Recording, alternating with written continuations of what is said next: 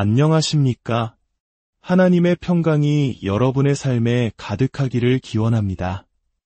오늘 우리는 잠시 세상의 소음에서 벗어나 우리 영혼에 깊은 울림을 줄 귀한 말씀의 여정을 함께 떠나고자 합니다. 혹시 지금 마음속에 풀리지 않는 고민이나 무거운 짐이 있으신가요? 오늘 이 시간이 주님께서 여러분 곁에 앉아 그 모든 것을 아름다운 협주곡으로 바꾸어 주시는 놀라운 체험의 순간이 되기를 소망합니다. 이 귀한 말씀을 더 많은 이들과 나누는 것은 하나님의 은혜를 전하는 가장 아름다운 방법 중 하나입니다. 여러분의 구독과 공유가 지친 영혼들에게 큰 위로와 빛이 될 것입니다. 자, 이제 마태복음 22장 37절과 38절의 말씀을 시작으로 우리 마음의 전쟁터에서 승리하는 비결에 대한 이야기를 시작하겠습니다. 우리가 앞으로 마주하게 될 가장 거대한 전쟁은 지구를 한순간에 잿더미로 만들 수 있는 핵무기로 치러지는 전쟁이 아닐 것입니다. 당신이 미래에 싸워야 할 가장 치열하고 중요한 전투는 바로 당신의 마음이라는 전쟁터 위에서 벌어질 것입니다. 성경은 우리의 마음에 대해 많은 것을 이야기합니다. 이사야 26장 3절은 말씀합니다. 주께서 심지가 견고한 자를 평강하고 평강하도록 지키시리니 이는 그가 주를 신뢰함이니이다. 마가복음 12장 30절에서는 내 마음을 다하고 목숨을 다하고 뜻을 다하여 주 너의 하나님을 사랑하라고 하셨습니다. 로마서 12장 2절은 오직 마음을 새롭게 함으로 변화를 받으라고 권면합니다. 빌립보서 2장 5절은 너희 안에 이 마음을 품으라 곧 그리스도 예수의 마음이니 라고 말합니다. 디모데후서 1장 7절은 하나님이 우리에게 주신 것은 두려워하는 마음이 아니요 오직 능력과 사랑과 절제하는 마음이라고 선포합니다. 야고보서 1장 8절은 두 마음을 품어 모든 일에 정함이 없는 자로다 라고 경고합니다. 고린도후서 11장 3절에서는 사탄이 그의 관계로 우리의 마음을 부패하게 하여 그리스도를 향하는 진실함에서 떠나게 할까 두려워한다고 말합니다. 그렇습니다. 여러분의 삶과 하나님 나라에서의 성공 혹은 실패는 바로 여러분 마음의 전쟁터에서 결정될 것입니다. 마태복음 22장 37절과 38절을 함께 보겠습니다. 예수께서 이르시되 내 마음을 다하고 목숨을 다하고 뜻을 다하여 주 너의 하나님을 사랑하라 하셨으니 이것이 크고 첫째 되는 계명이요. 이 말씀을 주목하십시오. 성경은 이것이 단지 수많은 구절 중 하나가 아니라 크고 첫째 되는 계명이라고 선포합니다. 가장 중요한 최우선 과제라는 뜻입니다. 우리의 마음을 하나님의 마음에 맞추는 것, 이것이 바로 신앙의 핵심입니다. 기도하겠습니다. 아버지 하나님, 오늘 당신의 말씀을 허락하심에 감사드립니다. 이 자리에 모인 당신의 자녀들과 전 세계 각지에서 이 말씀을 듣고 있는 모든 이들을 축복하여 주시옵소서. 이제 예수 그리스도의 이름이 가진 권세에 의지하여 우리의 마음을 혼탁하게 하고 말씀이 명확하게 선포되는 것을 방해하는 모든 어둠의 권세와 주관자들을 제압하고 다스립니다. 이 메시지가 온전히 받아들여지게 하옵소서. 예수님의 이름으로 기도합니다. 아멘. 마음의 전쟁터. 바로 그곳에서 개인의 운명과 더 나아가 우리가 속한 사회와 국가의 향방이 결정됩니다. 지금 이 순간에도 우리 자녀들의 마음을 차지하기 위한 보이지 않는 전쟁이 벌어지고 있습니다. 우리 사회의 많은 교육 현장에서 하나님의 창조 질서를 거스르고 세속적인 가치관을 심어주려는 시도들이 일어나고 있습니다. 남자아이는 여자아이가 될 수 있고 여자아이는 남자아이가 될 수 있다는 가르침이 스며들고 있습니다. 이것이 왜 문제일까요? 이는 태초에 하나님께서 자신의 형상대로 남자와 여자를 창조하신 그 근본적인 패턴에 대한 명백한 반역이기 때문입니다. 하나님의 설계는 완벽하며 인간이 그것을 더 나은 것으로 바꿀 수 없습니다. 우리는 그저 순응하고 지켜나가야 합니다. 우리 자녀들의 마음을 지키는 것은 누구의 책임일까요? 성경은 그 책임을 아버지에게 둡니다. 에베소서 6장은 말합니다. 아비들아, 너희 자녀를 주의 교훈과 훈계로 양육하라. 어머니나 다른 기관이나 학교가 아닙니다. 바로 아버지가, 부모가 자녀에게 의의 길을 가르쳐야 할 책임이 있습니다. 만약 우리가 우리의 자유를 사용하여 우리의 신앙을 지키지 않는다면 우리는 결국 그 자유마저 잃게 될 것입니다. 지금 우리가 사는 이 시대는 선과 악, 옳고 그름, 진리와 기만이 치열하게 맞서고 있습니다. 이 시대의 영적 지도자들에게 호소합니다. 이 땅에는 지금 해안에서 해안까지 전국을 휩쓰는 도덕적, 영적 부흥이 절실히 필요합니다. 그 부흥은 오직 성경의 진리가 강단에서 선포될 때 일어날 것입니다. 성경은 말합니다. 진리를 알지니 진리가 너희를 자유롭게 하리라. 강단에 서서 살아계신 하나님의 말씀을, 하늘의 주님의 살아있는 진리를 담대히 외치십시오. 본디오 빌라도가 물었던 그 유명한 질문이 떠오릅니다. 진리가 무엇이냐? 진리는 당신의 의견이 아닙니다. 진리는 하나님의 말씀이 그렇다고 하는 바로 그것입니다. 진리는 그름에 맞서는 옳음입니다. 진리는 악에 맞서는 선입니다.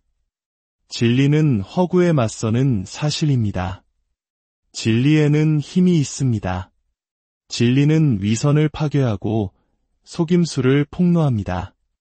진리는 아첨에 흔들리지 않으며 회피를 용납하지 않습니다. 진리는 거짓된 가식과 한자리에 서지 않습니다. 예수 그리스도께서 말씀하셨습니다. 내가 곧 길이요 진리요 생명이니 나로 말미암지 않고는 아버지께로 올 자가 없느니라. 나를 믿는 자는 영원히 죽지 아니하리라. 이것이 바로 진리요 온전한 진리요 진리 외에는 아무것도 없습니다. 이제 당신 마음속에서 벌어지는 전투를 생각해 봅시다. 당신 마음의 전쟁터에서 마주할 가장 큰 적은 바로 당신 자신일 수 있습니다. 지금 스스로 당신 생각의 재판관이 되어 보십시오. 당신의 생각들을 어떻게 판결하시겠습니까? 스스로를 희망차고 기쁨이 넘치며 평화로운 사람으로 보십니까? 아니면 쓰라림과 분노에 차 있고 소진되었으며 끊임없이 불평하는 사람입니까? 대부분의 시간을 분노하며 보내고 미래에 대해 불안하고 절망적이지는 않으신가요? 우울이라는 어두운 세계에 살고 있지는 않습니까? 사실 당신의 생각이 당신의 태도를 결정하고 당신의 태도가 당신의 성취를 결정합니다. 그러므로 당신이 생각을 바꾸면 당신의 삶이 바뀝니다. 저를 따라 해보십시오. 생각을 바꾸면 삶이 바뀐다. 그리고 당신은 당신의 생각을 바꿀 수 있습니다. 우리의 뇌를 이해하기 쉽게 여러 개의 서랍이 있는 서랍장에 비유해 봅시다. 거기에는 걱정, 두려움, 분노, 의심이라는 서랍이 있습니다. 당신은 이 4가지 감정이 당신을 지배하도록 내버려 둘 수도 있습니다. 하지만 그 옆에는 사랑, 기쁨, 평화, 소망이라는 서랍도 있습니다. 어느 서랍을 열지는 당신의 선택에 달려 있습니다. 사랑하는 아내 여러분, 남편이 일터에서 돌아왔는데 얼굴이 붉어지고 무언가에 화가 나 있는 것이 보일 때 그가 저녁은 뭐야? 라고 퉁명스럽게 묻는다면 그는 지금 분노의 서랍을 열어놓은 상태일 겁니다. 그럴 때 그를 조용히 다른 방으로 데려가 이렇게 말해보세요. 여보, 다른 서랍을 열어봐요. 나는 당신이 사랑, 기쁨, 평화, 소망의 서랍을 열었으면 좋겠어요. 그 마음이 들면 다시 거실로 나와요. 인생에서 실패가 보장된 사람은 끊임없이 걱정하는 사람입니다. 당신의 걱정은 당신을 돌보시는 하나님에 대한 믿음이 없다고 말하는 것과 같습니다. 반면 사랑과 기쁨, 평화와 소망으로 가득 찬 사람은 주변 환경이 어떠하든 기쁨이 넘치는 삶을 살게 될 것입니다. 세상의 거짓된 소식들과 부정적인 이야기들이 우리의 마음을 독으로 물들이고 있다는 것을 압니다. 텔레비전을 켤 때마다 들려오는 혼란스러운 소식들은 우리에게 편두통을 안겨주기에 충분합니다. 하지만 잠시 그 세상의 소음에서 눈을 돌려 우리 믿음의 창시자여 완성자이신 예수 그리스도의 십자가를 바라보십시오. 사랑, 기쁨, 평화. 우리는 이 모든 것을 예수 그리스도 안에서 누릴 수 있습니다. 사람이 마음에 생각하는 대로 그는 그런 사람이 되는 법입니다. 태도란 무엇일까요? 태도는 내면의 감정이 외부 행동으로 표현된 것입니다. 그래서 당신의 태도는 당신이 한마디도 하지 않아도 드러납니다.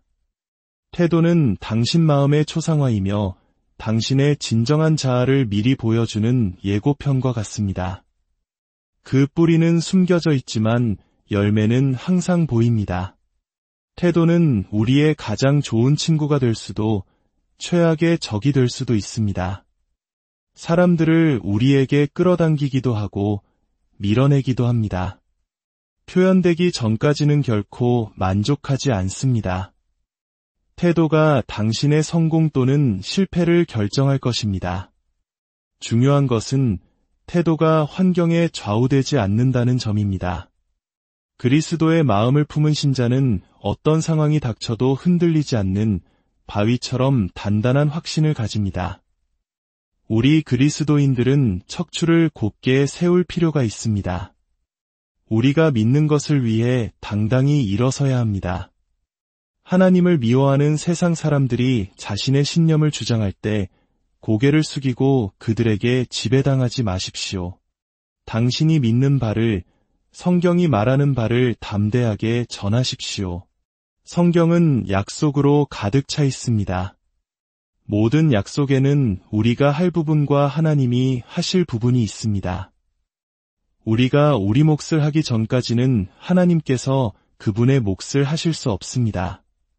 지금 위기를 겪고 계십니까? 삶이 그 어느 때보다 힘드신가요? 하나님께서 그 상황을 당신에게 맡기라고 말씀하시는데도 자신의 힘으로만 해결하려고 애쓰는 것을 멈추십시오. 모든 것을 주님께 맡기십시오. 당신의 태도는 당신의 선택이지 우연이 아닙니다. 당신은 직면하지 않는 것은 결코 바꿀 수 없습니다. 하나님께서 당신을 믿으시기 때문에 당신도 스스로를 믿는 법을 배워야 합니다. 당신은 가장 높으신 하나님의 아들과 딸이며 하늘의 왕족의 피가 당신의 혈관에 흐르고 있습니다. 과거가 당신을 지배하게 두지 마십시오. 다른 사람이 당신을 조종하게 두지 마십시오. 하나님께서는 당신이 태어났을 때 특별한 존재를 창조하셨습니다. 하나님은 결코 이름 없는 존재를 만들지 않으십니다. 당신의 성공은 당신의 생각하는 삶에 달려 있습니다. 직업이 사람을 만드는 것이 아니라 사람이 직업을 만듭니다. 당신의 생각이 당신의 운명을 지배합니다. 모든 사람에게 모든 것이 되려고 애쓰면서 성공할 수는 없습니다. 사람들을 기쁘게 하려는 노력을 멈추십시오. 하나님께서 당신을 창조하셨을 때 이 땅에 당신과 같은 사람은 아무도 없었습니다. 당신이 누구인지 기뻐하십시오. 다른 누군가가 되려고 애쓰다가 값싼 복제품으로 죽지 마십시오. 당신은 값을 매길 수 없는 존재입니다.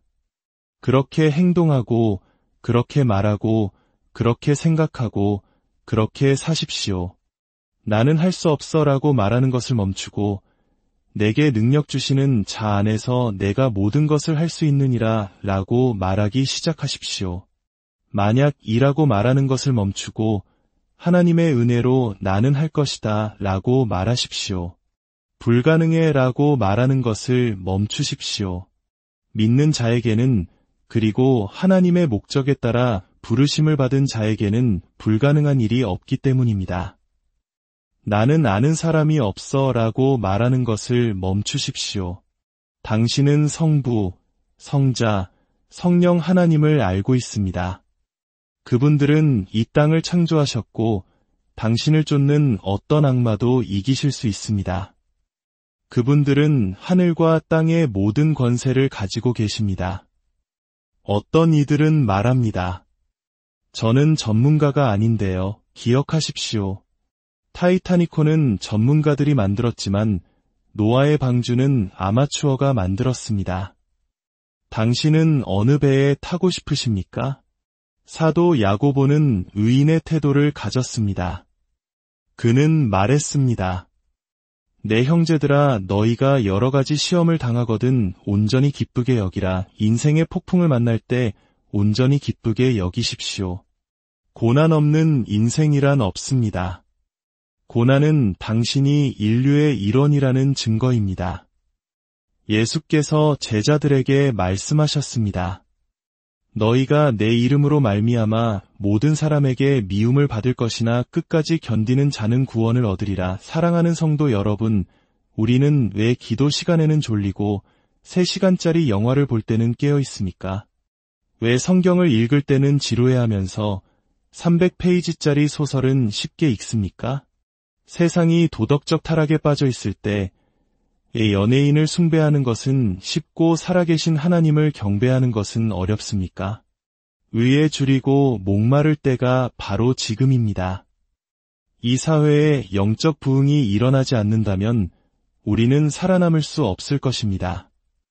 고난이 하나님께서 당신을 사랑하지 않는다는 뜻은 아닙니다. 고난은 당신을 강하게 하고 당신의 인내심을 시험하며 당신이 사실을 직시하게 만듭니다. 고난은 당신이 유한한 존재임을, 당신의 힘과 지식만으로는 충분하지 않음을 상기시켜줍니다. 성경은 말합니다. 너는 마음을 다하여 여호와를 신뢰하고 내 명철을 의지하지 말라. 너는 범사에 그를 인정하라. 그리하면 내 길을 지도하시리라. 의인의 태도를 가질 때 당신은 악마의 눈을 똑바로 쳐다볼 수 있습니다. 승리는 그리스도를 통해 우리의 것이기 때문입니다. 지옥의 세력을 두려워하지 마십시오. 성경은 말합니다. 마귀를 대적하라. 그리하면 너희를 피하리라. 악마는 당신을 두려워합니다. 그를 무서워하지 마십시오. 사도 바울이 과거를 극복하는 법을 가르쳐주는 말씀을 들어보십시오. 뒤에 있는 것은 잊어버리고 저를 따라 해보십시오. 뒤에 있는 것은 잊어버리고 앞에 있는 것을 잡으려고 표대를 향하여 그리스도 예수 안에서 하나님이 위에서 부르신 부름의 상을 위하여 달려가노라. 의인의 태도는 문제를 공급으로 바꿉니다. 저항이 없다면 당신이 하는 일은 할 가치가 없는 일입니다. 물의 저항 없이는 배가 뜰 수 없고 공기의 저항 없이는 비행기가 날 수 없으며 중력의 저항 없이는 이 건물 밖으로 걸어나갈 수 없습니다. 돌벽에 부딪혔다면 견디고 버티고 선한 싸움을 싸우십시오. 주님의 이름을 부르십시오. 기쁨은 아침에 찾아옵니다. 끝까지 견디는 자는 구원을 얻을 것입니다. 하나님의 전신갑주를 입고 당신에게 다가오는 것들에 저항하십시오. 역경은 그리스도의 마음을 소유한 자들에게는 기회입니다. 역경은 하나님의 대학입니다. 하나님은 당신을 역경이라는 요소에 통과시키기 전에는 아무도 사용하지 않으십니다. 고무줄은 늘어났을 때만 효과적입니다. 찻주전자는 뜨거운 물에 목까지 잠겼을 때 가장 아름다운 노래를 부릅니다.